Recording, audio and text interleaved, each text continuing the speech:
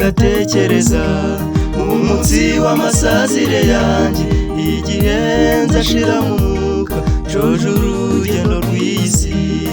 Iyo mbonye bamwe bapfa nkabona njye ndasigaye, ndapfukama ngatakambira Uhoraho wahindura ifishi yanjye. Mu byaha niho navukiye sinshaka kubipfiramo, Mana hindura ifishi yanjye umanagure mu barimbuka.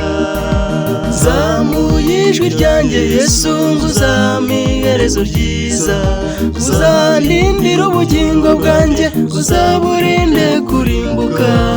Wa munsi w'umuzuko uzampamagara amazina, nzabane nawe Yesu ahatagera urupfu.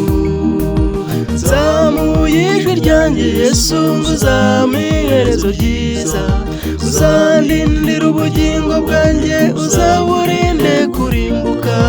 Wa munsi w'umuzuko uzampamagara amazina, nzabane nawe Yesu ahatagera urupfu.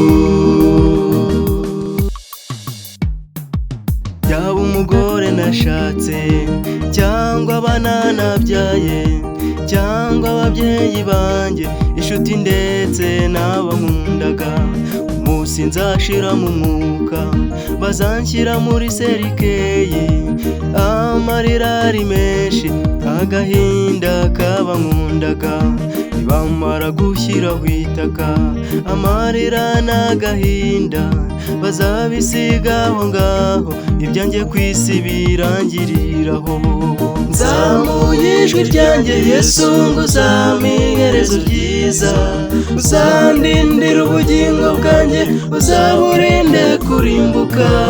Wa munsi w'umuzuko uzampamagara amazina, nzabane nawe Yesu ahatagera urupfu. Zamuye ijwi ryanjye Yesu nguzampa iherezo ryiza, uzandindira ubugingo bwanjye uzaburinde kurimbuka. Wa munsi w'umuzuko uzampamagara amazina, nzabane nawe Yesu ahatagera urupfu.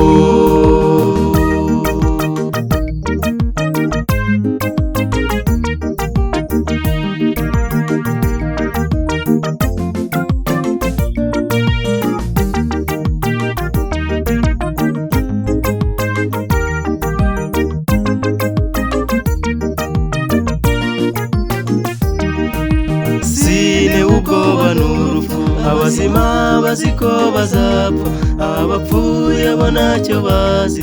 Mana mfasha nkore nkiri muzima, imirimo nakoze ndi mu isi niyizamesha ubugingo. Mana shimirwa ineza yawe n'urukundo uhora ungirira, yobora intambwe z'ibirenge byanjye muri iyi si ndimo. Ubugingo bwanjye bushyize mu biganza byawe.